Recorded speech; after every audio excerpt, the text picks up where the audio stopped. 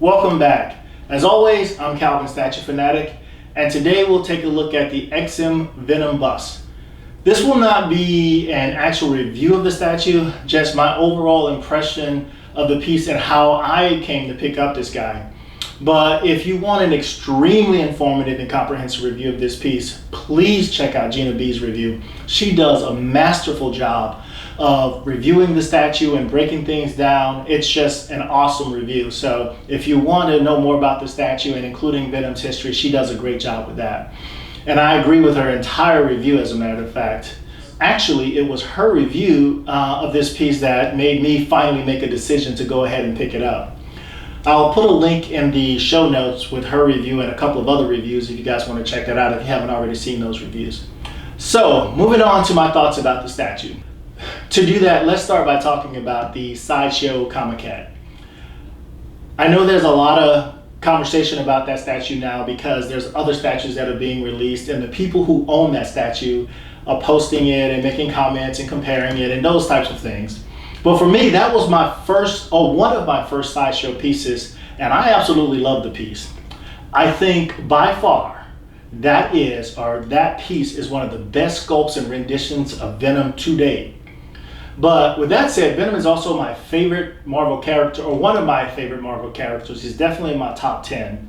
And I've always wanted to own another substantial Venom piece, but like over the years, there's not been anything really in the quarter scale realm that has come out. And I did pick up the Kotobukiya Venom, which is a really nice statue. I also have one of the Boeing Venoms, also a nice statue, and one of the Venoms from Diamond Direct. But those are smaller scale statues, and again, they absolutely don't live up to the same sculpt and artistry of the Sideshow Comic Cat. But fast forwarding nearly 10 years after the release of the initial Sideshow Comic Cat, we finally get some substantial Venom choices from Sideshow, Prime One, XM Studio. And so I was pretty excited when I heard that these studios would be releasing some new Venom statues. But when I saw the latest premium format Venom from Sideshow, let's see, how do I say this?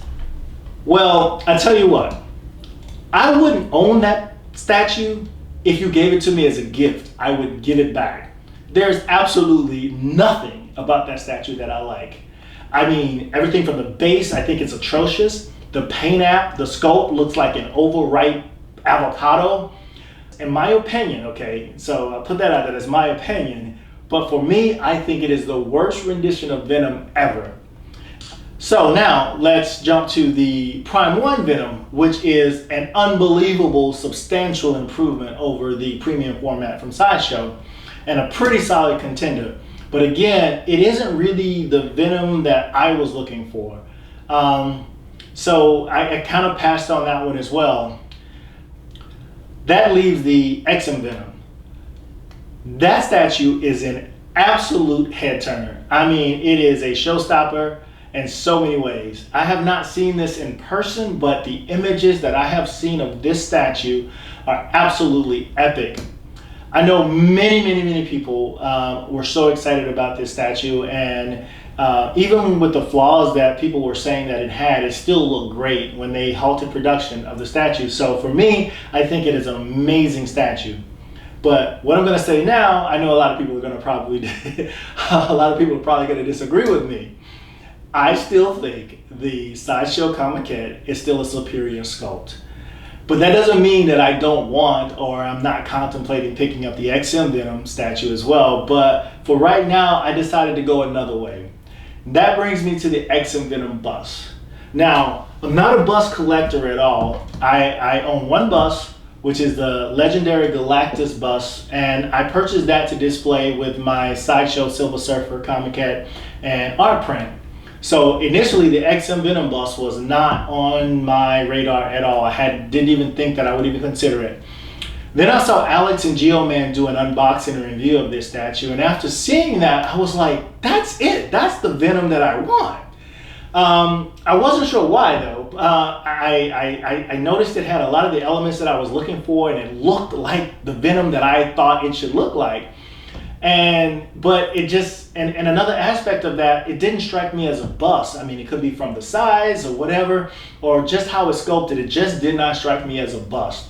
I also watched the review over at Statue Forum, and then I realized why I love this particular statue so much. Chris's take on this statue was exactly what I was thinking.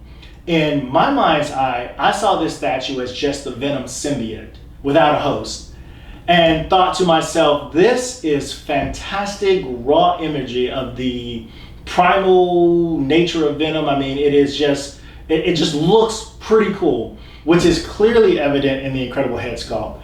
And because the entire figure is not visible, the head sculpt has to be the most prominent and eye-catching feature of the statue, and it definitely is. Then I checked out Gina's review, and that was it. I had to have this statue. But of course it's sold out, so now I'll go on this hunt trying to find the statue. And I never saw it come up on eBay. It was just really, really difficult to find. But I finally did get the statue. And again, like I said, it just didn't seem like a bust to me. It seemed as if the symbiote is like oozing out of the shadows, like seeking the next host or something like that.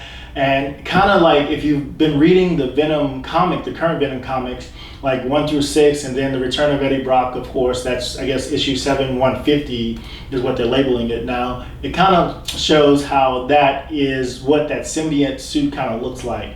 So I'm really glad I didn't close my mind off to the fact that this is a bust and took a real look at the artistry of the figure. I'd also like to piggyback on something that Gina made, or a comment that she made in her review, and that was about the 3D modeling and printing process that a lot of artists are using these days. And I have to say, man, these artists are producing some truly epic and next level sculpts with this process.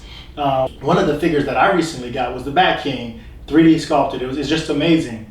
But for me, there's just something about a beautifully hand sculpted piece. So I really hope this art form doesn't completely go away. That's kind of my take on and my impression of the statue. But with that said, take a look at the following images. This is how I've displayed him. You can see below some of the other smaller scale Venom statues that I own. For example, the Kotobukiya statue, the Diamond Direct one, and also the Bowen statue that I own with the sewer and Spider-Man in the bottom in the prison. And then you can see up top Ghost Rider, so you can get a sense of scale and how large this particular statue slash bust actually is. Well, my fellow collectors, those are my thoughts about this piece, and I would love to hear what your thoughts and opinions are as well. So please comment and share your thoughts. Also, please like and subscribe. I really appreciate all of the support and encouragement that you guys have shown to this channel. And I also like to say thanks again to Gina, Chris, Alex, and Gio for posting some super cool reviews and unboxing of this guy. They were a huge help for me in making the decision to go ahead and pull the trigger and pick this guy up. And I'm super excited I was able to get him at such a reasonable price considering how long he's already been out and sold out. So until next time, take care and peace.